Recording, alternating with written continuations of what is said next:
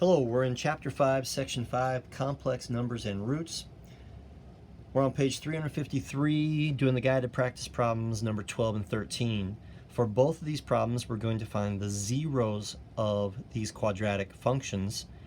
And because we're in Section 5, the zeros are going to be complex. They're going to have an I. All right, so the first thing I do is I set this expression. Sorry, I got the hiccups. I'm talking too fast.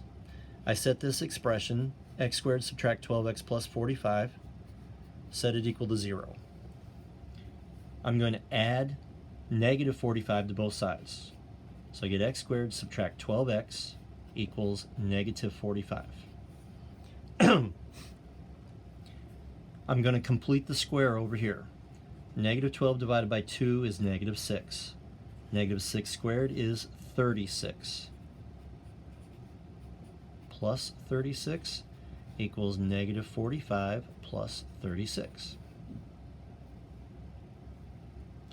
This perfect square trinomial is x subtract 6 squared.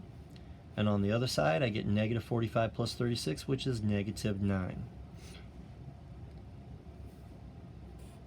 Take the square root. Again, if I'm going too fast, it's okay. Just pause it and rewind it. Pause it after every time I say something if you want. I get x subtract 6 equals plus or minus 3i. And my last step is to add 6 to both sides. So I get x equals positive 6 plus or minus 3i. I have two zeros of this function. One of them is 6 plus 3i. The other one is 6 subtract 3i. These are complex conjugates of each other. That'll come up in the next video. Number 13.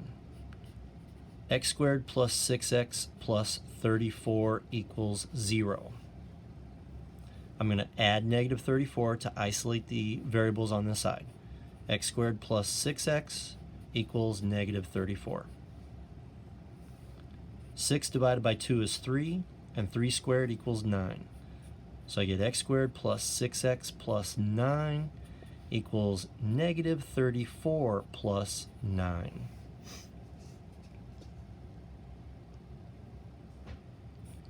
This becomes x plus 3 squared when I factor it.